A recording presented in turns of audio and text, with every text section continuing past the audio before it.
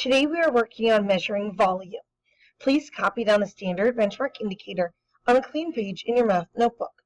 The student will choose an appropriate measuring device and unit of measure to solve problems involving measurement of liquid volume.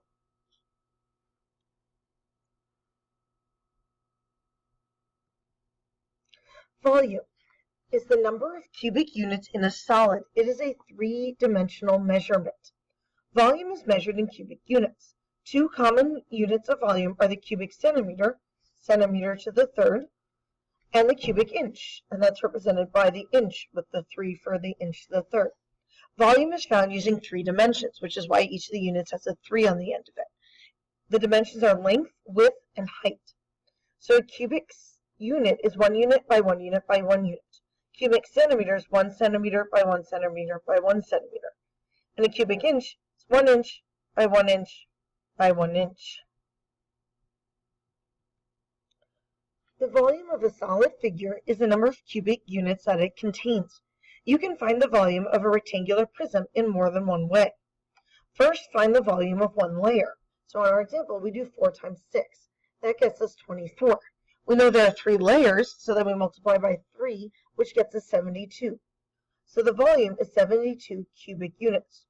Or you can write it 72 units with a little 3 on the end to represent the cubic. The other way to do it is to use the formula.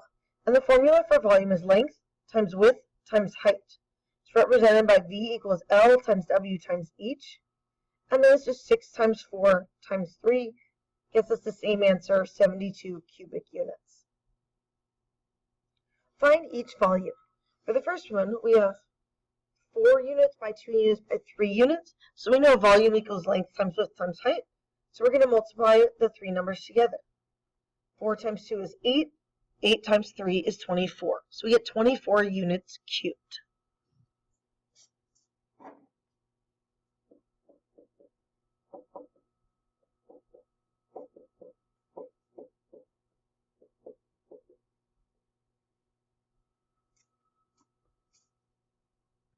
For 2, we have 4 units by 8 units by 5 units. So we know 4 times 5 is 20.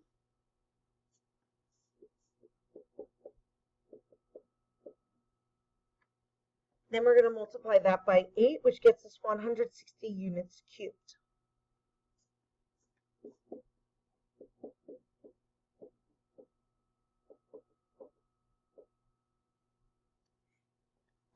For 3, we have 6 units by 3 units by 10 units.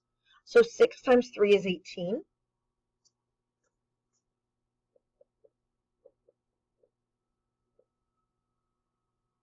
Then we do 18 times 10 gets us 180 units cubed.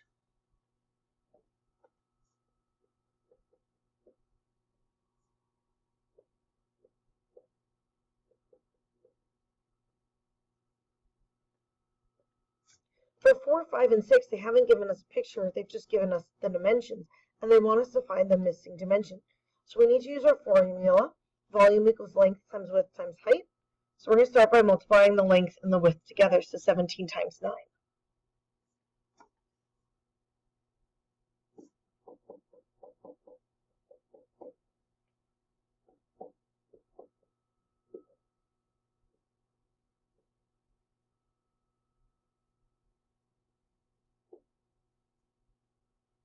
So by multiplying the length and the width together, we get 153. We're then going to multiply by the height, which is 8.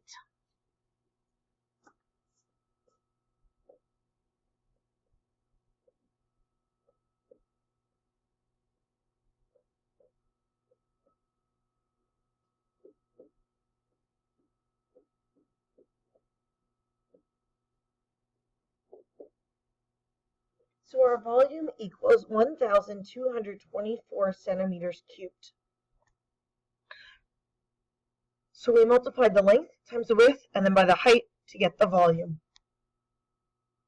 For 5, again, we're going to use our formula, length times width times height. So we multiply the length and the width together first.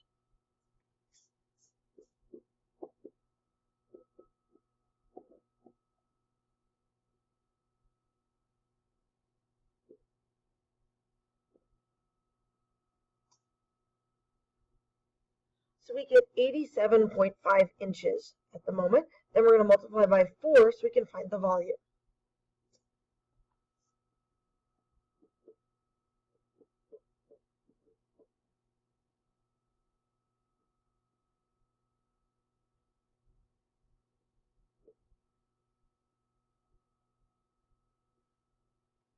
And then once we finish the problem, we need to make sure our decimal is in, so we end up with 350 inches cubed.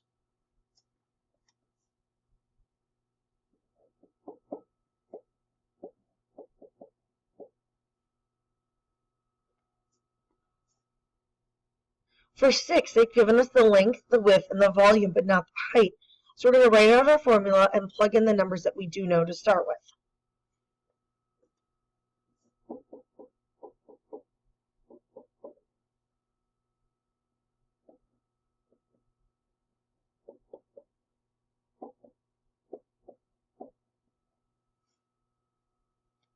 So now the first step we're going to do is multiply the 20 by the 8, and we get 160.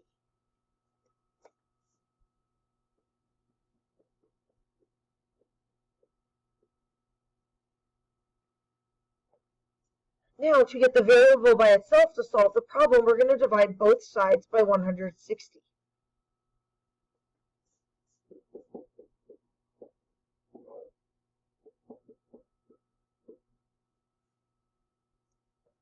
And when we divide 1,600 by 160, we get 10.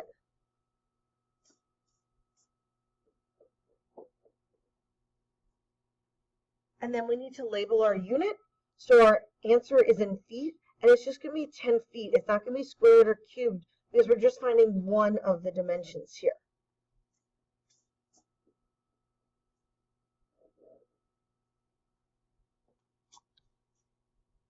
Metric units of capacity.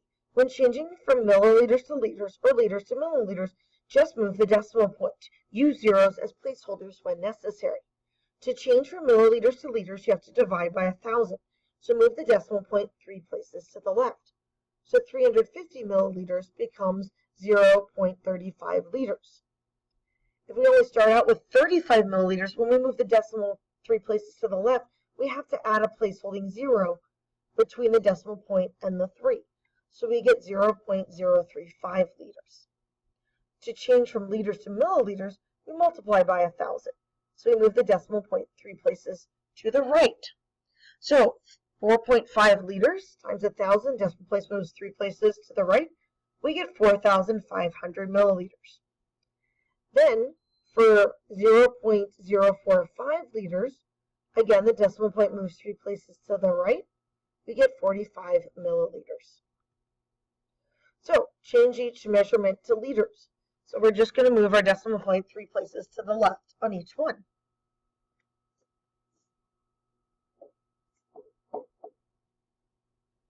So 1,700 milliliters becomes 1.7 liters. We're going to do it again for 2. We're going to move the decimal place 3 places to the left because we're dividing by 1,000.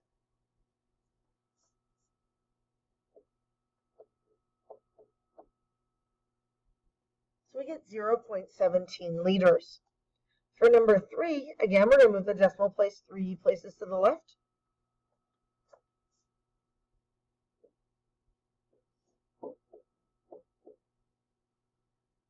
And this time we needed a placeholding 0 between the decimal point and the first number, so we got 0.017 liters. For 4, again, we're going to move the decimal place 3 places to the left.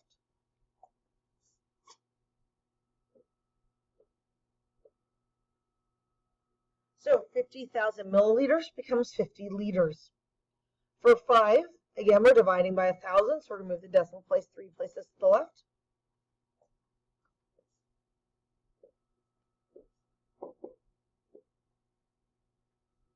As you remember here, when a 0 ends up behind a decimal and it's at the end of the number and there's nothing past it, it's useless. It's not doing us any good. We don't need it, so we can drop it off.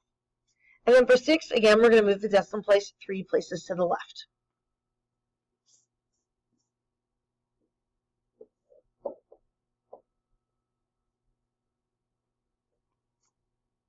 change each measurement to milliliters. So now we're multiplying by 1,000. So the decimal's going 3 places to the right.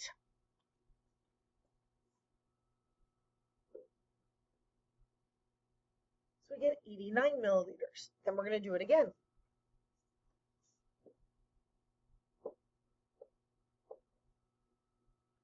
And this time we needed to add an extra 0 on the end to fill in that last place. So we got 890 milliliters. So again, we're going to do it one more time with 9.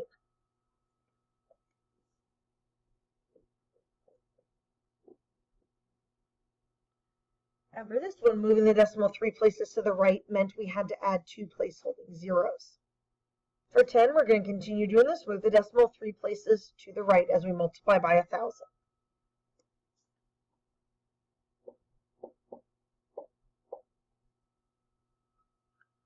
For 11, we have 0.145 liters. We're going to move the decimal 3 places to the right to get milliliters.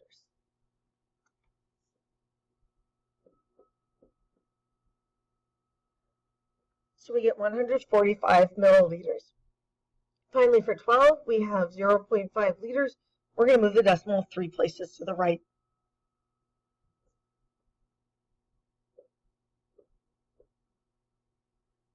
So we get 500 milliliters. For standard units, capacity, again, is the volume of a 3D figure given in liquid measurements. So these are our standard units. 1 tablespoon is half a fluid ounce, not to be confused with the ounces we use for measuring mass or weight. 1 fluid ounce equals 2 tablespoons. 1 cup equals 8 fluid ounces. 1 pint equals 2 cups. 1 quart equals 2 pints, and 1 gallon equals 4 quarts. So for our first problem, we want to find out half a pint is how many cups? Well, we know 1 pint is 2 cups.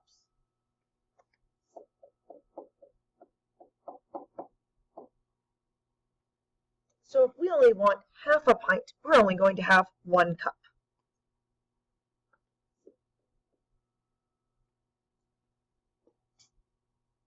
For number 7, we have 24 fluid ounces going to cups, and we know there are 8 fluid ounces in each cup.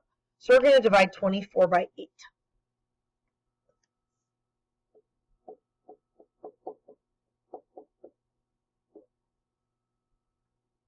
So our answer is 3 cups. Now we want to find out 5.5 gallons to pints. So we go back and check our chart. And we know each quart has 2 pints in it, and a gallon has 4 quarts, which means there are 8 pints in each gallon. So that's the first conversion we needed to figure out.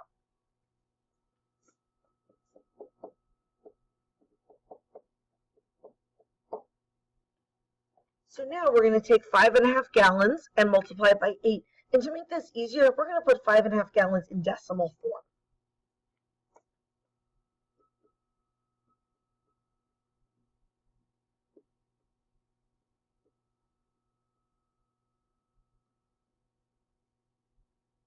So we get 44 pints. Finally, for 9, we have 3 quarts equals cups. So if we go back to our chart, we know 1 pint has 2 cups, and 1 quart has 2 pints, which means every quart has to have 4 cups.